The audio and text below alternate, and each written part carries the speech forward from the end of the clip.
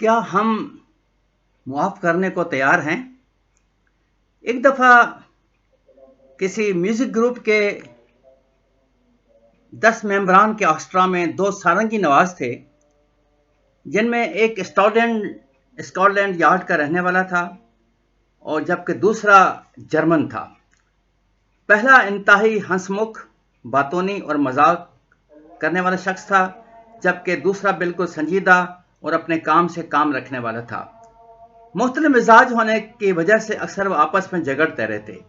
رفتہ رفتہ باہمی رابطے میں کمی کی خلیج وسیع سے وسیع تر ہوتی گئی۔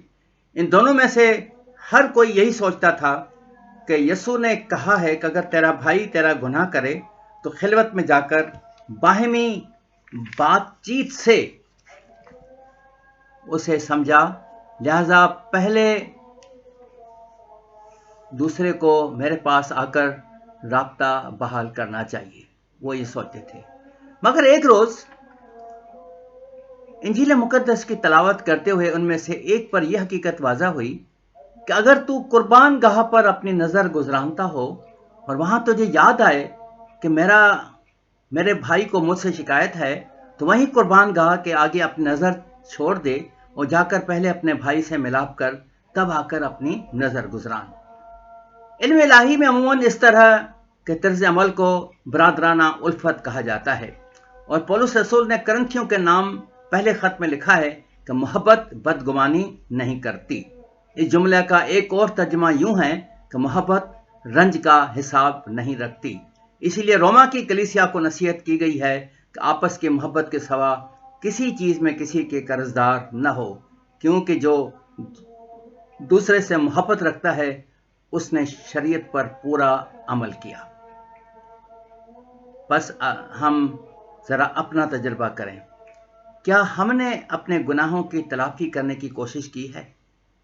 پولس رسول نے غلطیوں کے ایمانداروں کو لکھا، غلطیوں 6 باب میں پہلی آیت میں کہ اے بھائیو، اگر کوئی آدمی کسی قصور میں پکڑا بھی جائے تو تم جو روحانی ہو اسے حلم مزاجی سے بحال کرو۔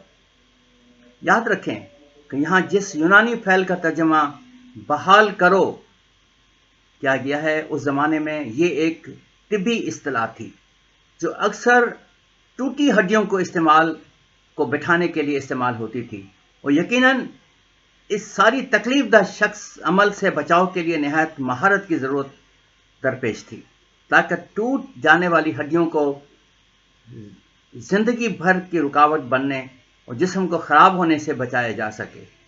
کلیسیا مسیح کا بدن ہے اور ہم اعضاء۔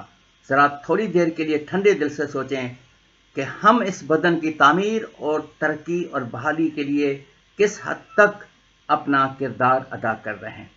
امثال کی کتاب میں بزرگ سلیمان رقم تراز ہے، امثال 10 باب اس کی 20ویں آیت سے لے کر 22ویں آیت تک۔ صادق کی زبان خالص چاندی ہے، صادق کے ہونٹ بہتوں کو غذا پہنچاتے ہیں۔ میرے عزیزو، ہم اس کہانی سے اور ان الفاظ سے کیا سیکھتے ہیں؟ کیا ہم ایک دوسرے کو معاف کرتے ہیں؟ کیا ہم ایک دوسرے کو معاف کرنے کے لیے تیار ہیں؟ یا کیا ہم نے ایک دوسرے کو معاف کیا ہے؟ کلام مقدس کی یہ تعلیم ہمیں کچھ یاد دلاتی ہے، ہمیں سکھاتی ہے کہ ہمیں کیا کچھ کرنے کی ضرورت ہے۔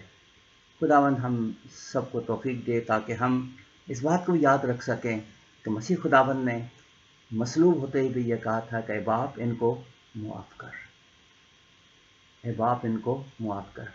ہم بھی کہہ سکتے ہیں کہ بھائی میں تجھے معاف کرتا ہوں۔ دل سے ایک دوسرے کو معاف کریں۔ خداوند سب کو برکت بخشے، آمین۔